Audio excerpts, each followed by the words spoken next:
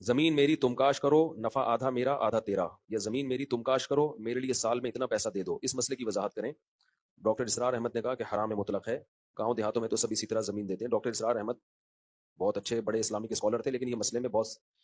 بڑی غلطی کی ہے۔ صحابہ سے اس کا جواز ملتا ہے، حدیثوں سے بھی اس کا جواز ملتا ہے، انہوں نے اس کو سود کھایا، سود کا اس سے کوئی لینا دینا نہیں۔ بھائی زمین آپ کی، آپ کرائے پہ دے دیں اگلے کو، تو اس میں کرائے پر اجارہ تو شرعن سب کے نزدیک جائز ہے، اس کے ناجائز ہونے کی کوئی دلیل نہیں ہے۔ اسی طرح صحابہ کے دور میں مزارعات کا رواج تھا کہ جس کی زمین ہے اس کو اپنے کسان کو دے دی،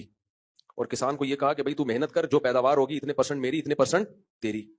اب اس پہ بعض لوگوں کو اشکال ہوتا ہے کہ زمیندار تو بیٹھ کے کھا رہا ہے، بیٹھ کے نہیں کھا رہا، اس کی زمین استعمال ہو رہی ہے،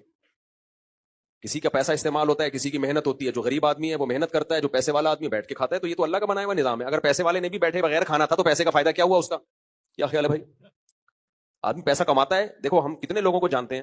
ساری زندگی محنت کر کے پیسہ کمایا، دکانیں بنائی، اب کہیں گے یار ہم نے بڑی محنت کر لی، اب ہم دکانیں کرائے پہ دے کے بیٹھ کے کھائیں گے۔ تو یہاں بھی اشکال ہوگا، یار تم دکان دے دی، اگلا دکان سے بزنس کر رہا ہے، محنت وہ کر رہا ہے، شٹر وہ بند کر رہا ہے، تالا وہ ڈال رہا ہے، ساری چیزوں کی حفاظت وہ کر رہا ہے، تم یہاں بیٹھ کے کھا رہے ہو، تو اس کو سود کہا جا سکتا ہے؟ تو جیسے دکان رینٹ پہ دے کے لوگ بیٹھ کے کھاتے ہیں، تو ایسے ہی زمین بھی رینٹ پہ دے کے بیٹھ کے کھانے میں شرعن کوئی قباحت نہیں ہے، اس میں کوئی حرج نہیں ہے۔ ہاں ایک چیز ناجائز ہے اس میں جو حدیث میں ممانعت ہے، وہ یہ ہے کہ جب زمیندار زمین کسان کو دے گا تو، اور کسان کو یہ کہا کہ پوری زمین پہ تم نے ٹماٹر اگانے ہیں مثلا، تو یہ جائز نہیں ہے کہ یہ والے ٹکڑے سے جو پیداوار ہوگی یہ تمہاری ہوگی، باقی ساری کس کی ہوگی؟ میری، کیونکہ اس بات کا امکان ہے کہ اس ٹکڑے میں پیداواری نہ ہو، یا اس میں کم ہو، یا اس میں بہت زیادہ ہو جائے۔ تو جتنی زمین دی ہے اس پوری میں شرکت کرنی پڑے گی بھائی، ٹوٹل جتنی پیداوار ہوگی